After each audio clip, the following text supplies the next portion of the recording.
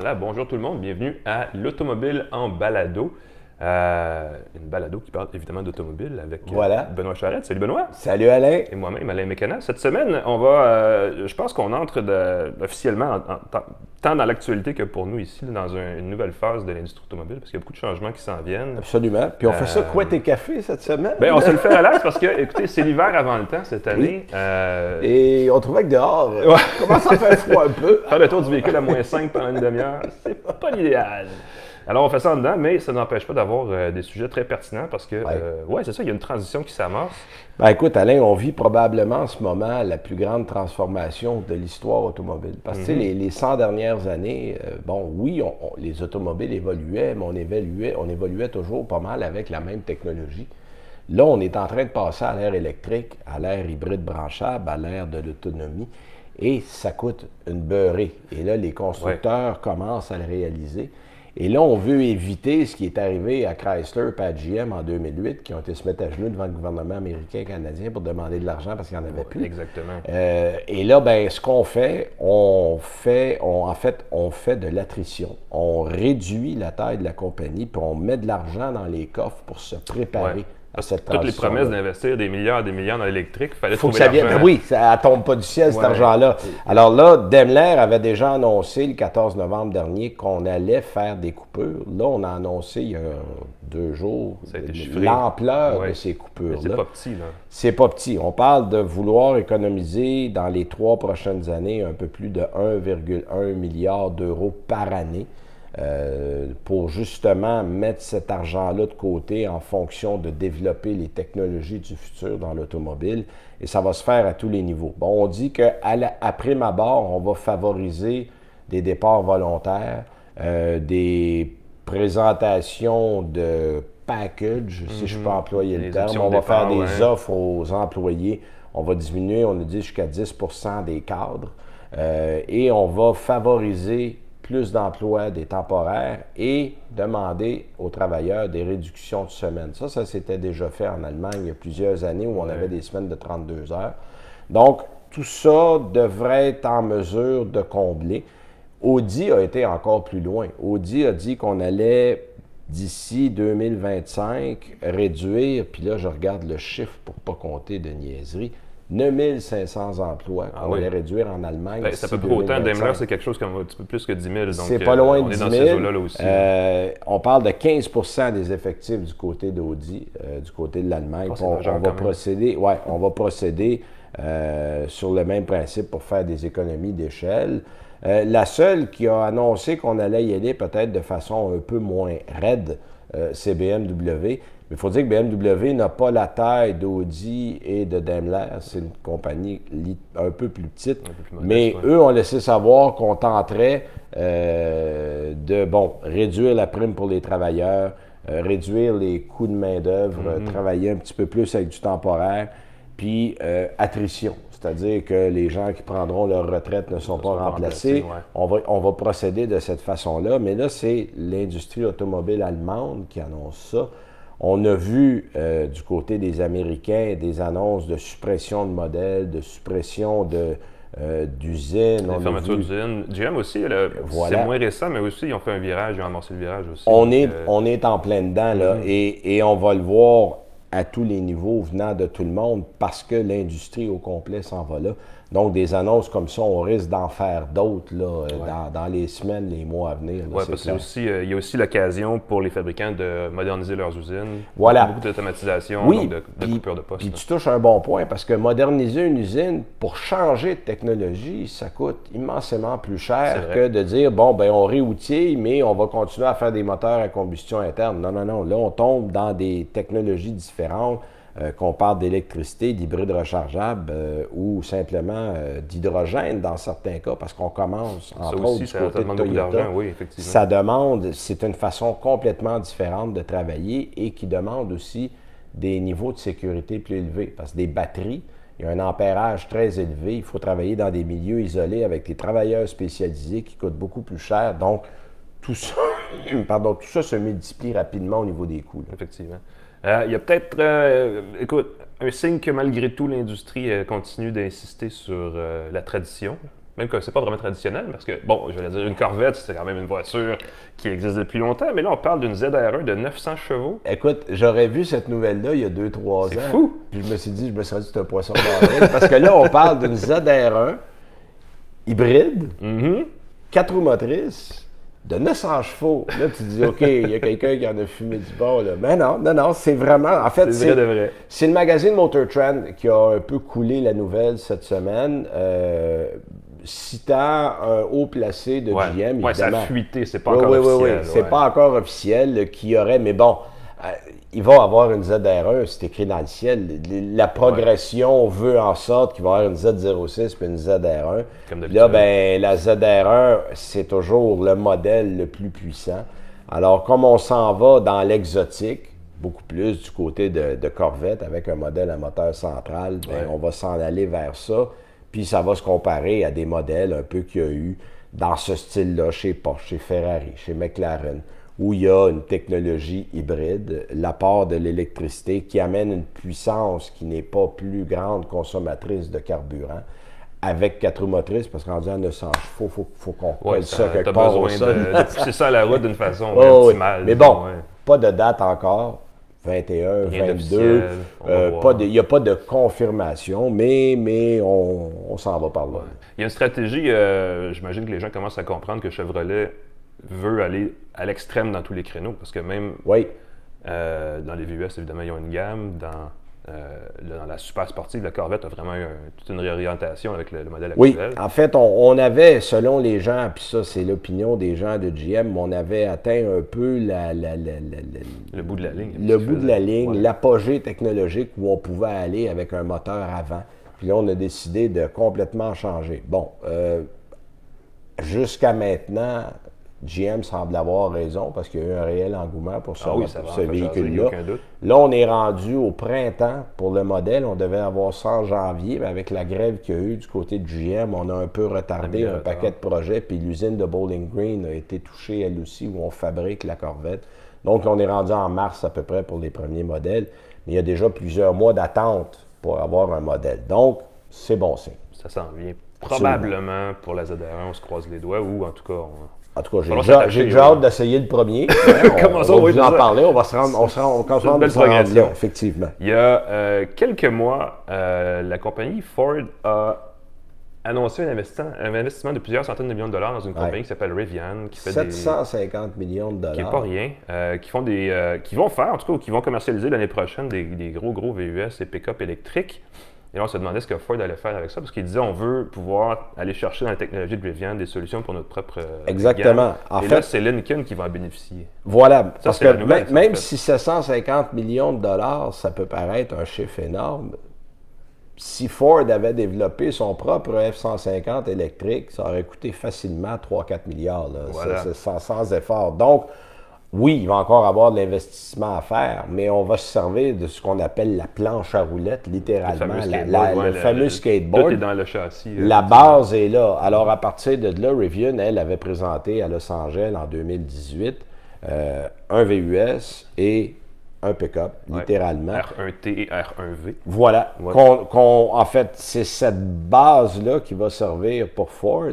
Et là, on a annoncé qu'on allait aussi se servir de cette base-là chez Lincoln. Donc, la marque n'est pas morte.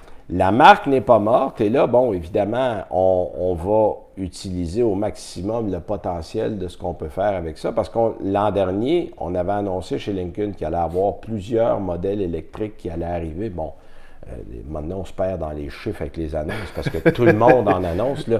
Écoutez, l'industrie, on va tout rouler en électrique dans 3 ans. Là, mais bon, il y a des modèles, effectivement, qui commencent à arriver. Et là, ce qu'on a su, c'est que cet investissement-là dans Rivian, du côté de chez Ford, va également servir à Lincoln. Bon, on n'a pas encore idée quel genre de véhicule, mais ça ne sera pas un VUS sous-compact, là, on s'entend, parce que la plateforme est grosse. La plateforme est énorme. Là, puis ça ouvre une porte parce que électrique, les véhicules peuvent être plus gros dans le sens où ils consomment pas nécessairement, ils consomment évidemment pas d'essence, donc la question énergétique est moins en fait, cruciale. La question environnementale qu'on attribue aux gros V8 qui consomment comme des puits sans fond, ça s'applique plus. On a un véhicule qui est propre. Alors donc, même si on a un gros VUS, il n'y a aucun impact sur l'environnement. Donc, ça reste intéressant. Oui, effectivement. Parlant de gros VUS et de gros véhicules électriques, évidemment, on l'a raté parce qu'on quittait Los Angeles à ce moment-là, mais Tesla, et on l'apprend à personne, ont dévoilé un pick-up, le Cybertruck, qui est, bon, écoute, il est flabbergastant de plein de façons, mais, et c'est ça qui est intéressant, c'est que ça fait une semaine, et là, même un peu plus, puis on suit ça, puis c'est pas juste une camionnette électrique, c'est un phénomène de social société. complet. Oui. Écoute, on est rendu à 200 000. Bon, 250, Elon nous a tweeté ça. Là, bon, vous allez me dire que c'est 100$ pour un dépôt, tu n'as pas grand-chose à perdre, remboursable. Fait que pour moi, il y a des gens, je dis, bon, ben moi, le mettre, puis je verrai. Mais quand même, dans l'art de créer la nouvelle, là, Elon en a fait toute une. C'est culturel et évidemment, je veux dire, la webosphère, tout le monde a repris le sujet. On a eu des mèmes sur Twitter, sur les réseaux sociaux, et là, c'est rendu sur les sites de commerce en ligne, les Amazon, les Etsy. Les gens fabriquent des produits. Des gens qui n'ont rien à voir avec l'automobile. Exact. Lego a fait un gag en envoyant... Lego, son camion incassable. qui est un bloc du même gris que la couleur. Avec 4 roues. Ouais. Puis, évidemment, si vous ne voulez pas acheter la camionnette ou si vous ne voulez pas risquer un 100$ remboursable, écoute, des t-shirts, des tasses à café, tout existe, c'est rendu. Et quand on dit des fois, on parle souvent de l'attrait d'une marque, tu sais, puis c'est pas, je veux dire, dans la techno, il y a Apple, dans l'auto, maintenant, il y a clairement Tesla. C'est ça que ça veut dire, c'est qu'ils font, ils font une conférence, ils présentent une nouveauté, puis ça prend des ampleurs démesurées. Puis même si c'était le plus grand canular de la planète, ça aurait eu son effet pareil. Exactement, même si éventuellement c'est en retard ou ça revient, puis c'est pas tout à fait le produit qu'on prévoit. C'est tout un coup, c'est fou l'influence d'Elon Musk à la fin de la journée sur l'industrie, parce que c'est rendu là, donc c'est assez spectaculaire. Ça conclut les actualités? Oui, c'était nos actus pour la semaine, puis là, on a 2 essais. Écoute, t'étais où cette semaine? T'étais quelque part d'assez j'étais en Alabama. On a commencé la semaine en Alabama à Montgomery pour l'essai de la nouvelle Sonata 2020. Mais c'est surtout ce véhicule-là qui... Il y a un embargo, il y a un embargo jusqu'au 9 décembre, fait qu'on ne peut pas tout de suite en parler. Sur la Sonata? Oui. Ah, ben écoute, mais qu'est-ce qu'on peut savoir qu'on peut dire? Ben, en fait, c'est un tout nouveau modèle, ça on peut le dire. On a refait complètement le dessin.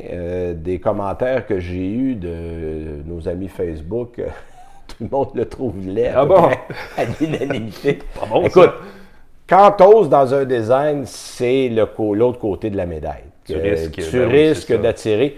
Cela dit, il est différent. En fait, c'est surtout la calandre que les gens critiquent, qui a l'air... j'ai eu des gens m'envoyaient des barbottes.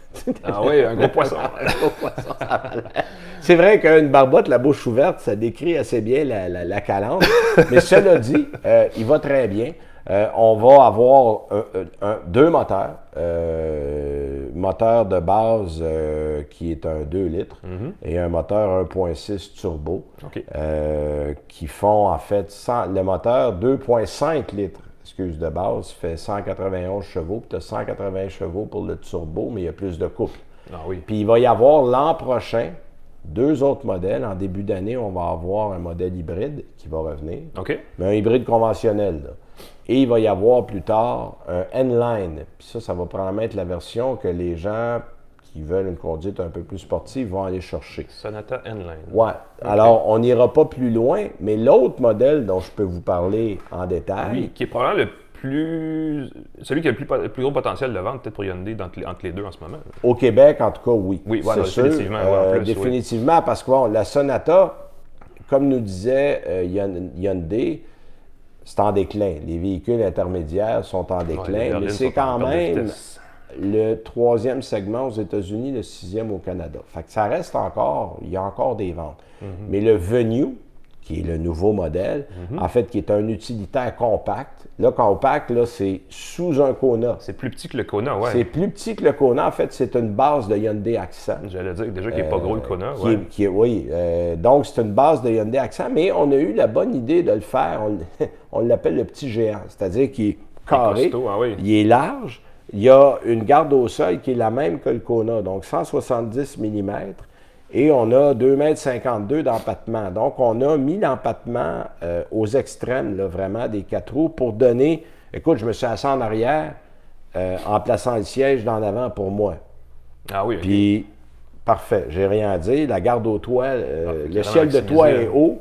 Donc, pour 4 personnes, du 5e, là, non. C'est une petite familiale, disons, voilà. haut sur pattes. Puis avec un bon espace de chargement, il y a un moteur, c'est le moteur 1.6 qu'on retrouve dans l'Accent. C'est la même chose. C'est 121 chevaux. 121 chevaux, OK. Puis 113 livres-pieds de couple, pour ceux qui aiment les chiffres. Il y a une boîte manuelle. Il y a une boîte manuelle dans le modèle de base, le Essential. C'est un peu comme Nissan, en fait, avec le Kicks, en fait. Voilà. Il y avait un petit modèle comme ça pour les gens. Et les gens. autres, c'est une boîte CVT, en fait, qu'on appelle le IVT, pour le Intelligent Variable Transmission. Elle est intelligente. Ben, en fait, c'est qu'il y a des points de changement de vitesse qui sont intégrés dans la boîte. Donc, il y a moins de hurlements disgracieux à haut régime. Ah, okay. Disons ça comme CVT, ça. CVT intelligent. Ouais. Mais honnêtement, pour une conduite en ville, c'est parfait. Évidemment, quand vous embarquez sur une bretelle, faites un peu d'autoroute, vous écrasez, là, on sent un peu les tympans qui commencent à saigner. Mais c'est vraiment, moi, ce que j'ai trouvé du véhicule, c'est qu'au point de vue de l'insonorisation, dans la catégorie, c'est celui qui est le plus intéressant.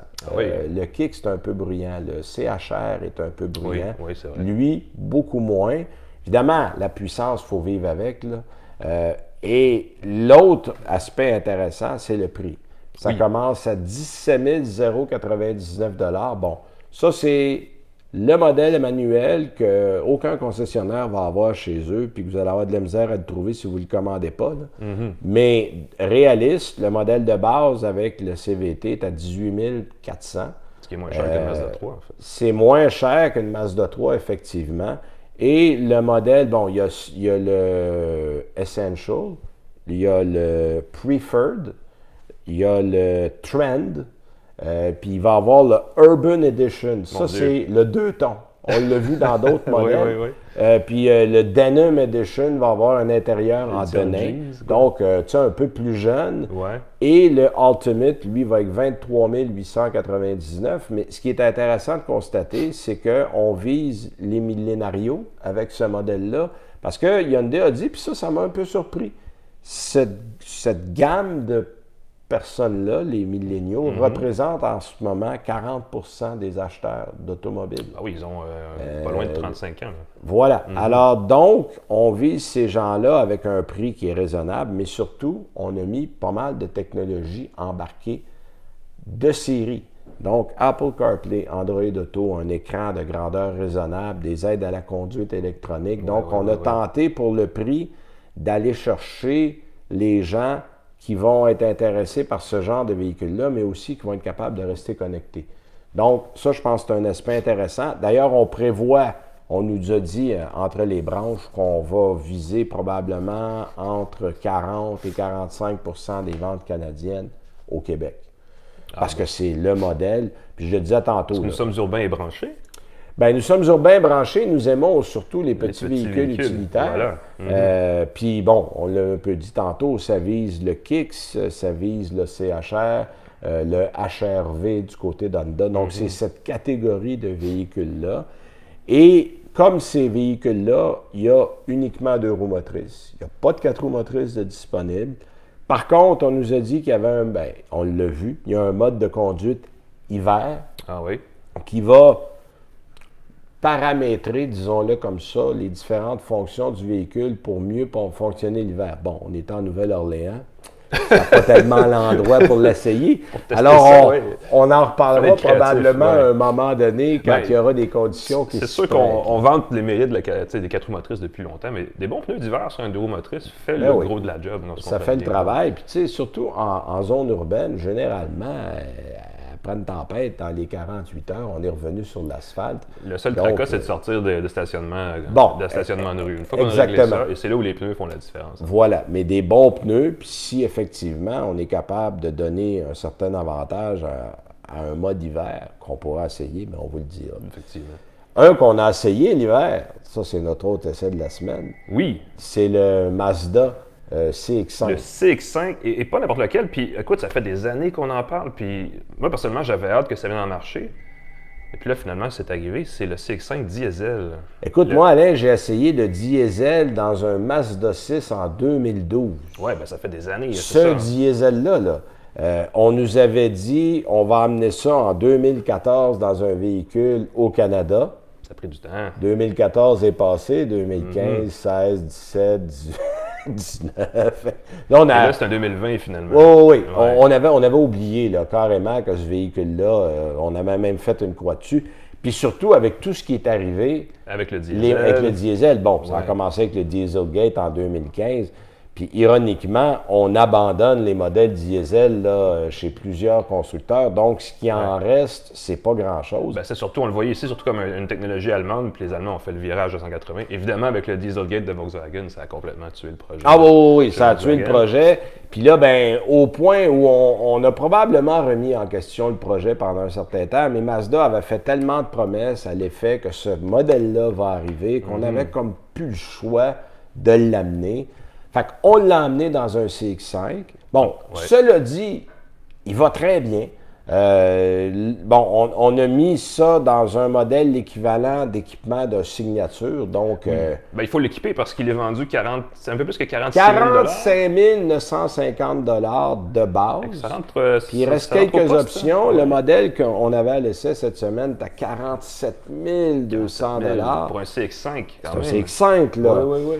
Bon, évidemment, parce que c'est un diesel qui a 268 livres-pieds de coupe, je pense. 290. Oui, qui est probablement sa seule qualité parce que en fait, ça lui permet de remorquer un petit peu plus. 3500 livres. Donc, ça, c'est. 1300 kg, 1350 kg. C'est pas mal ce qu'il y a de mieux dans la catégorie, dans ce format-là. Sauf que, évidemment, un diesel, on achète ça pourquoi en général? Pour l'économie de carburant. Ça a toujours été le fameux 25 à 30 d'économie qu'on promettait. Et là, on n'est pas là. On n'est pas là du tout. Par rapport aux 2,5 de base, il n'y a pas une grosse différence. Ben écoute, moi, j'ai roulé les deux dans les 3 derniers mois. Là, je suis à un peu plus de 600 km de fait avec le modèle diesel, puis je suis à une moyenne de 8,1 litres au 100, ce qui n'est pas extraordinaire, on se comprend. Loin de là, en fait. J'ai fait du 9 litres au 100 de moyenne avec un 2,5 à essence. On est à 0,9 litres de différence. Et le 2,5 à essence que j'avais est à 35 000 $. On parle de. Donc, économiquement, c'est pas tellement justifiable. C'est pas justifiable. Et au-delà, bon, OK, les gens peuvent dire qu'il y a un 0,9 litres d'économie, mais là, l'essence diesel est plus chère que l'essence régulière. Les coûts d'entretien d'un diesel sont plus élevés qu'un moteur à essence. Les changements d'huile que vous allez payer une centaine de dollars pour du moteur à essence va être 250 $ pour un diesel. L'urée que vous devez acheter pour mettre là-dedans. Un remplacement pour les normes anti-pollution. Voilà, qui coûte à peu près à 15-20 $ à chaque fois que vous en mettez.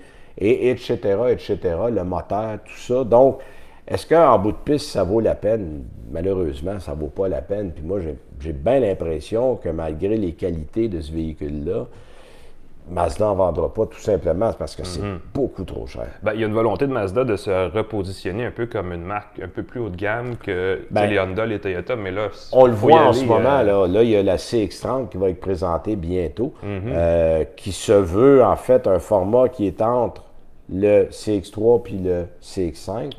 Mais on ne l'a pas appelé le CX4, on l'a appelé le CX30.